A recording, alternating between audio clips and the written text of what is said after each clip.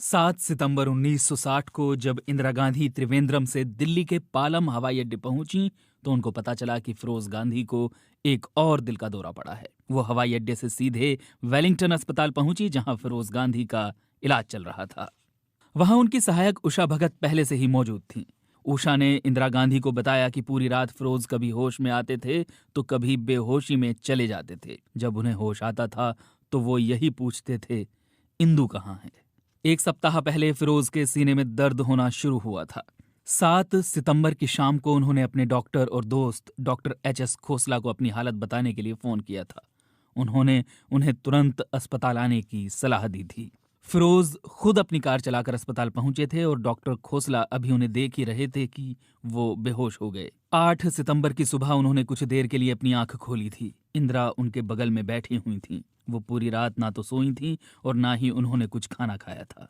फिरोज ने इसरार किया कि वो थोड़ा नाश्ता तो कर लें, लेकिन इंदिरा गांधी ने मना कर दिया। फिरोज फिर बेहोश हो गए। सुबह 7:45 पर उन्होंने आखिरी सांस ली। अगर वो 4 दिन और जीवित रहते तो उन्होंने अपना 48वां जन्मदिन मनाया होता। इंदिरा फिरोज के पार्थिव शरीर के साथ वेलिंगटन अस्पताल से 3 मूर्ति भवन पहुंची। इंदिरा की जीवनीकार कैथरीन फ्रैंक अपनी किताब इंदिरा में लिखती हैं, इंदिरा ने जोर दिया कि वो खुद फिरोज के शव को नहलाकर अंतिम संस्कार के लिए तैयार करेंगी। उन्होंने इस बात पर भी जोर दिया था कि इस दौरान वहां कोई मौजूद नहीं रहेगा। उन्होंने 3 मूर्ति भवन की निचली मंजिल से सारे फर्नीचर हटवा दिए और कालीनों पर सफेद चादरें बिछा दी गईं। इसके बाद फिरोज को श्रद्धांजलि देने के लिए लोगों की भीड़ वहां पहुंचनी शुरू हो गई। संजय और राजीव गांधी पालथी मारकर सफेद चादर पर बैठे हुए थे। नयनतारा सहगल बताती हैं कि नेहरू अपने कमरे में अकेले बैठे हुए थे और बार बार यही कह रहे थे कि उन्हें इस बात की जरा भी उम्मीद नहीं थी कि फिरोज इतनी जल्दी चले जाएंगे। मेरी सेटॉन, जो उस समय नेहरू की मेहमान थी और 3 मूर्ति भवन में रह रही थी, नेहरू पर लिखी अपनी किताब में लिखती हैं, नेहरू का चेहरा पीला पड़ा हुआ था। वो और संजय एक साथ उस कमरे में आए थे जहां फिरोज का शव लोगों के अंतिम दर्शन के लिए रखा गया था। उस समय वहां सभी धर्म ग्रंथों का पाठ किया जा रहा था। बार्टिल फॉक अपनी किताब फिरोज द फॉरगेटन गांधी में लिखते हैं, वहां मौजूद भीड़ को देखकर नेहरू के मुंह से निकला था, मुझे पता नहीं था कि फिरोज लोगों के बीच इतने लोकप्रिय हैं। ऊपरी तौर से इंदिरा नियंत्रण में दिखाई देने की कोशिश कर रही थी, लेकिन अंदर से वो बुरी तरह से हिली हुई थी और उनकी आंखों से दुख टपक पड़ रहा था।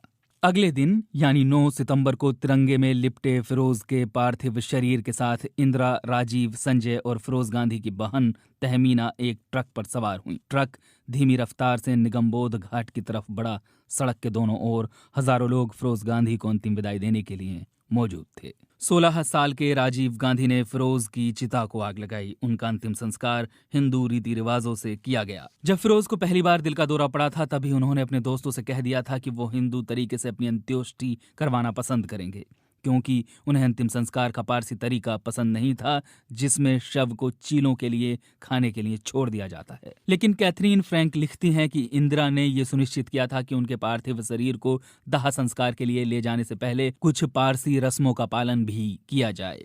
बर्टिल फॉक अपनी किताब फिरोज फॉरगेटन गांधी में लिखते हैं, जब फिरोज के शव के सामने पारसी रीति से गेहूं सारनू पड़ा गया तो कमरे से इंदिरा और उनके दोनों बेटों के अलावा सभी को हटा दिया गया था। फिरोज के शव के मुंह पर एक कपड़े का टुकड़ा रखकर अहना वेती का पूरा पहला अध्याय पढ़ा गया। 2 दिन बाद फिरोज गांधी के अस्थि कलश को एक ट्रेन से इलाहाबाद ले जाया गया था, जहां उसका एक भाग संगम में प्रवाहित कर दिया गया और बचे हुए भाग को इलाहाबाद की पारसी कब्रगाह में दफना दिया गया। फिरोज गांधी के दोस्त आनंद मोहन के अनुसार उनकी अस्थियों के कुछ हिस्सों को सूरत में फिरोज गांधी की पुश्तैनी कब्रगाह में भी दफनाया गया। संगम में उनकी अस्थियों को प्रवाहित किए जाते समय जवाहरलाल नेहरू भी वहां मौजूद थे। पीडी टंडन अपनी किताब नेहरू यू डोंट नो में लिखते हैं, उस समय नेहरू शून्य में तक रहे थे। कुछ देर के लिए वो झुके और उन्होंने अपने माथे को अपनी हथेली से ढक लिया। हमें लगा कि शायद उनकी आंखें भर आई हैं, लेकिन जब उन्होंने अपने माथे से अपनी हथेली हटाई तो उनकी आंखें सूखी थीं। जिस दिन उनकी अस्थियों को संगम में प्रवाहित किया गया, सीएवी कॉलेज में जहां फिरोज गांधी ने पढ़ाई की थी, शोक सभा के बाद एक दिन की छुट्टी कर दी गई। फिरोज के अंतिम संस्कार में इंदिरा ने सफेद साड़ी पहनी थी, जैसा कि आमतौर से हिंदू विधवाएं पहनती हैं। भारत में सफेद रंग को शोक का रंग माना जाता है, लेकिन फिरोज के देहावसान के कई सालों बाद तक इंदिरा सफेद रंग के कपड़े पहनती रहीं। इसलिए नहीं कि ऐसा विधवा महिलाएं करती हैं, बल्कि इसलिए कि उनके शब्दों में, जब फिरोज ऊपर गए तो मेरी जिंदगी के सारे रंग भी मेरा साथ छोड़ गए। बाद में इंदिरा गांधी ने टॉम मॉरिस को दिए एक इंटरव्यू में कहा, जिस मौत ने मुझे सबसे अधिक प्रभावित किया वो मेरे पति फिरोज की मौत थी। मैंने अपनी आंखों से अपने दादा, माता और पिता को मरते देखा, लेकिन फिरोज की मौत इतनी अचानक हुई कि उसने मुझे बुरी तरह से हिला दिया। बाद में इंदिरा ने एक और जगह लिखा, मैं शायद फिरोज को पसंद नहीं करती थी, लेकिन मैं उन्हें प्यार करती थी। फिरोज के प्रति इंदिरा गांधी की भावनाओं की ये बिल्कुल सही अभिव्यक्ति थी।